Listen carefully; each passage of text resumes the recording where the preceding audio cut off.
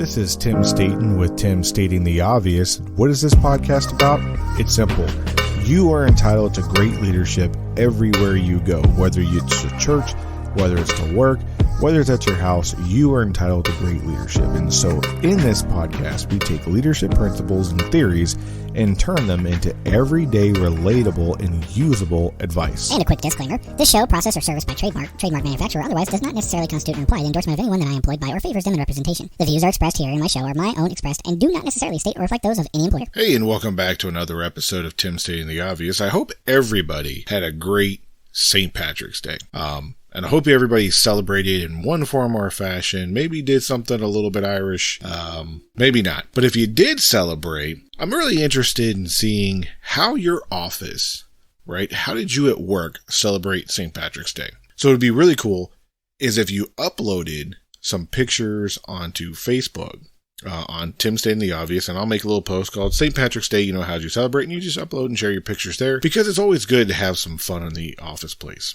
Right? It's always good to not be so uptight in the office place or in the work environment, right? So how did you celebrate St. Patrick's Day? I'm really interested. Also, if your organization celebrated Women's History Month, how did your organization celebrate Women's History Month? How do they celebrate that? So I'll go into Facebook and upload some stuff and on Instagram as well. So you can hit us up on Tim Stating the Obvious on Instagram or on Facebook. The links are in the description. And share. How did you celebrate? We got a really good episode coming up, and it's like a 3-part mini-series that I'm going to do. In the last episode, we talked about how to keep the right workforce, and not just any workforce. And I'm going to break down in the next couple of episodes how to get the most out of employee engagement. Now, employee engagement. The Gallup, Pew Research, and a few other groups have noted that companies are still struggling with employee engagement coming out of the pandemic. Honestly, I'm really tired of hearing about coming out of the pandemic. Let's just call it what it is. We are struggling with employee engagement. And it's across the board. Some are doing better than others, but in this episode, we're going to be talking about what employee engagement is and the first stage of how we're going to build employee engagement, right? So what is employee engagement? Employee engagement refers to the level of commitment, involvement, and enthusiasm that employees have for their work. And let me stress, and their organization, right?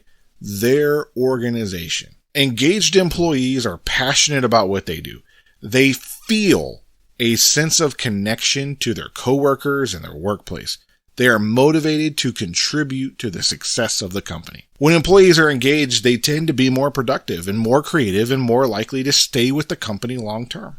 Notice how the last episode was about employee retention, and this one is about engagement. There's a reason for that, but I'm going to get to it in a little bit.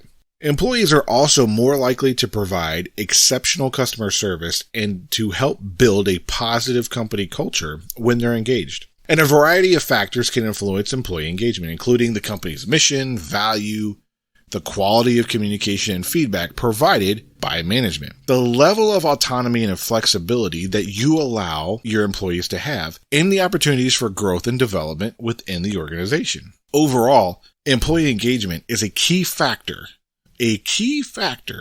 in creating a positive and productive work environment. And it's something that organizations should strive to foster in their employees, which is all fine and dandy to know this, right? We all know this. But how do we foster this? So there are levels in this pyramid of framework in which we're going to help build employee engagement. Now, the base of this pyramid is what I call establishing organizational trust. You have to establish trust.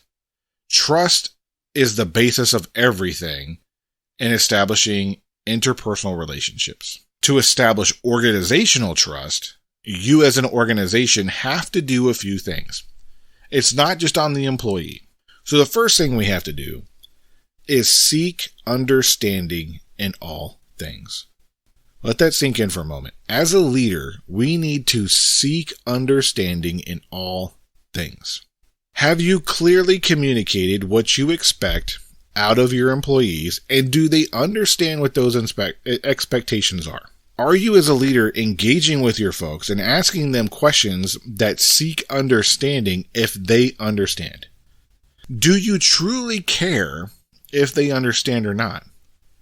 Are you listening to their feedback for confirmation and then provide guidance to help them understand what you are really asking of them? Then, do you hold them accountable, and do they hold you accountable? So if you're just talking to be right and to explain, right? So let's do a real world example of this. If I'm just talking to you to explain to you, these are my expectations of you, go forth and get it done.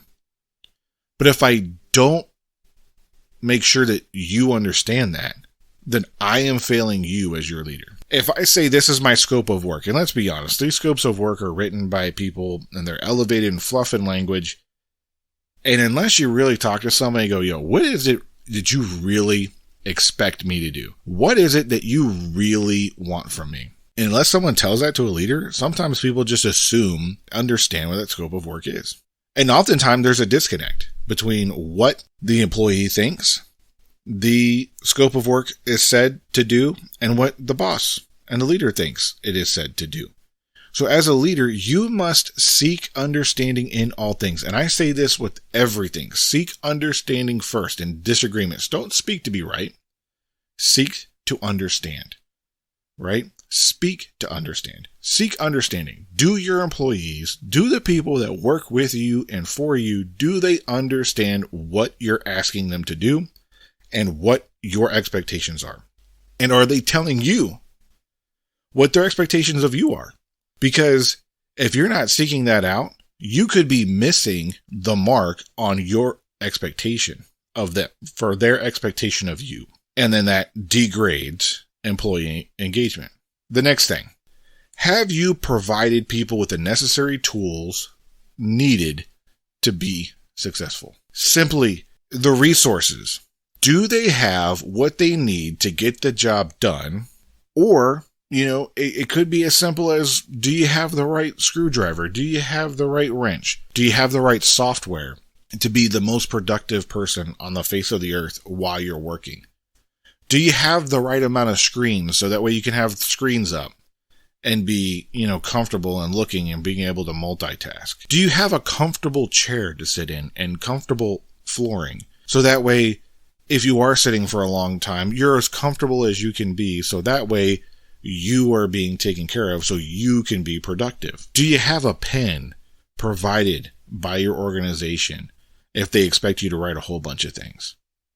It's as simple as that. Or it could be as complex. Are you paying people on time, right? People expect a paycheck. This goes back to expectation management. Are they getting the bonuses offered on time as promised? Or did you change it mid fiscal year? And you tell people, well, I was going to give you a bonus if you hit these key performance indicators. But now instead of that, what we're going to do, we're going to give you stock options. So in 4 to 5 years, if the company does well, you're going to make more than what we said we were going to give you. So we're going to give you stock options worth the amount that we were going to give you. That changes things. It's not something that somebody was working hard for and expected to get it and they were making plans on it. And I talked about that in another episode, but that reduces employee engagement when you change the rules of the game mid-cycle on people. Or do they have the right training? Is another one. You hire someone to do a job, but do they have the right training to help reinforce the expectations that organization expects them to do? Or is it just on the job training, figure it out as you go, and we'll hope that you succeed. And if you don't succeed, I'm probably going to fire you. That's not fair. That doesn't create employee engagement. That just creates a person who shows up every single day trying not to get fired, and they're continuing to look for another job that gives them what they're looking for. So take the time and train your folks. Train them accurately, train them properly. If you put someone in a leadership position, give them a training course, give them a training package. Don't just expect them to know what they're supposed to do. Train them so that way they have the necessary tools to be successful at being a leader and they can provide the right resources to the people they need. That helps build employee engagement. Do they have the right support systems in place to be successful? So think about it. This is Women's History Month and childcare comes to mind. How many mothers out there are working and need additional childcare? Do you have support systems in place to help people and help mothers go get their kids? And it could be fathers too, don't get me wrong. It's just Women's History Month, so that just came to mind. But do we have those support systems in place? Do we have flexible hours in place to accommodate those things and still allow people to be successful and to get those things done? If somebody's struggling with something, do you have a support system in place where that person can go say, hey, I'm struggling with X, Y, and Z. I need some help. Because let's be honest. HR, and not to step on any HR toes out there, right? HR is there to protect the company. HR is also there to protect the people, but mainly to protect the people from the company and also to protect the people from themselves. So no matter how you may think you view HR, that's really its role. So what other tools do you have in place and support systems do you have in place for if people feel frustrated, they need some type of mediation, they need some type of redress, that they know where to go and they know it's effective and supportive. So that's the necessary tools. So what is the benefits of establishing organizational trust? Well, people feel that you're there to help them succeed because you're giving them what they need and you're seeking understanding from them. It's a two-way street. It is a relationship that you are building based on trust, meaning these people are saying, I am signing up to devote most of my life, my waking hours away from my family to you to help you make money. And in turn, you will pay me some of that money back for whatever wage we have. And I will show up and I will work every single day. But to get people more engaged in that, working harder, people need to feel like, hey, you really care about me being successful here. And because you really care about me being successful here and you're taking care of me, you're giving what I need, you're listening to me, I'm getting feedback, I'm going to work a little bit harder. I'm going to do a little bit more. And then you'll see more productive, better performing teams yielding better profits. Right? And then people buy into the organization more when you support them, and they're doing what you ask them to do. And vice versa. They understand what you're asking them to do. They know how they fit into the organization. They know what piece of the pie or which part of the puzzle they are and how they can complete that picture, how they can make everything better because they did it. They will buy into the organization. And there's nothing sadder when you see people working not really buying into the organization. It just doesn't work out well. All right. And then another benefit is that tasks get accomplished with less difficulty because people are more likely to collaborate and communicate with each other in more productive ways.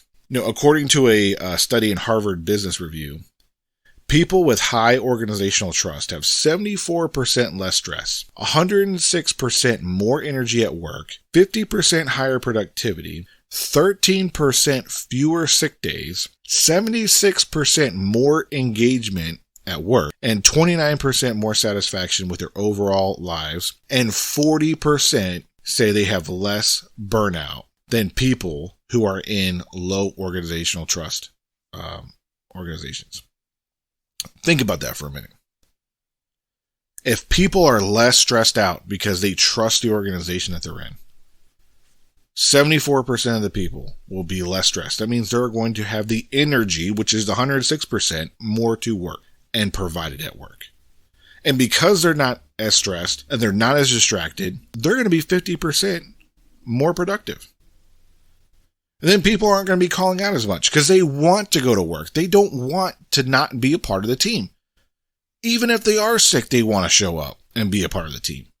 And that's something that I've had to tell people, look, you're sick, go home. I know you want to be here and, be a part of the team and you don't want to miss out, but you could get somebody else sick and then they're going to miss out. So go home, take the day. It's okay. But they want to be there. 13% fewer sick days because they want to be engaged at work and they want to be there because that's the organization that you create for them. Right? And then 29% say they're more satisfied with their lives. You shouldn't be all consumed with your entire life is what you are, what you work at. You are more than that. But if it helps you, studies show that it helps you, that if you are more engaged at work and you have organizational trust and you're the leader providing this for your people, then they will be 29% more satisfied with their overall lives. And then the 40% less burnout. This is huge. Everybody in this day and age is saying they're burnt out, right? We've gone to hybrid work. We've gone to telework. People are trying to figure out what is the appropriate amount of work I should or should not do. But check it out. If you have organizational trust and you're starting that foundation with them, then 40% of them will be less burnt out, which means they will have the energy to produce at work. And another thing, the last thing with building organizational trust, the benefit of it, people trust the organization and therefore can work on interpersonal relationships based on trust. So that means you're creating teams of teams that work together, that have better interpersonal communication, that have better interpersonal relationships built on trust, not of backstabbing and connivingism, manipulation. No, it's based on trust. How would it feel? Just picture a world in which you go to work and you know that you're going to get the right tools, the right support, the right training, the right everything that you need to do your job. You clearly understand what you're supposed to do and what's expected for you to do. Not, I just expect you to do above and beyond because that's what we do. That's the standard. BS, that's not the standard. Okay? Let's just be real with people and tell people what you really expect. How great would it be if you knew all of that, you showed up, you performed, and you got successful. And now you're able to trust the people that you work on because you're all doing the same thing and trusting each other. Now this builds on more, but I'm not going to go into it on this episode because that goes into the next episode. And the next episode, we're going to be talking about, so that's a little bit. So if you really like this one and you're like, oh man, I want to know more. Well, the next episode, it's going to be great. But I'm going to say this, as we wrap up this episode here. As with building any team, organizational trust is a must. Without it, your foundation of a company and organization will be weak. It's not going to withstand time. Any type of chip and crack at it and friction, your team is going to crumble. Your organization is going to crumble. Your employees will be less engaged at work because they simply just don't trust the organization they work for. They won't trust you as a leader either. And they won't buy into the team or the organization. And why should they? Why would they? Why would you buy into something that doesn't really fulfill all their obligations that say they're going to, and they don't clearly really seek to understand if you even understand? Through actions, you demonstrate that they are resources and not assets to your company. Employees and people that work with you are assets. They're not resources. They are something to be used for a purpose and then discarded when it's no longer useful. So if you don't establish organizational trust, that's how they're going to feel. Build that organizational trust, start at that foundation, and start building trust in interpersonal working relationships. It will change your organization with employee engagement. So as always, thank you for stopping by and listening to this episode, and I really hope you enjoyed it. Before we go, I'd like to ask a favor of you, if I could. If you could please share this episode with one or two other people who you think might like this topic. And if you haven't followed or subscribed on whatever platform you're listening to this, if you could please hit that button and then the alert icon so that way you know when we post another episode. I don't want to waste your time by constantly coming back to the page. You got a new one? You got not got a new one? Every 2 weeks I post. Let me rephrase that. Every 2 weeks, I try to have a new episode. Sometimes life gets in the way, but I am doing my best. This year, I'm trying to deliver 25 to 26 episodes. We're on a great start. And if you got some value out of this episode, please leave a review or a comment so we can help spread the show with other people who might be interested in this topic, so that way they can find it. Again, thank you for stopping by. I'm Tim Staten, stating the obvious.